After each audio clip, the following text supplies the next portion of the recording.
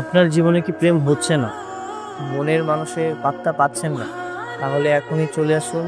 নেহাল, তুই কি সত্যি সত্যিই কবিরাজের বাসায় যাবি? সত্যি সত্যি যাবো নাকি মিথ্যা মিথ্যে যাবো?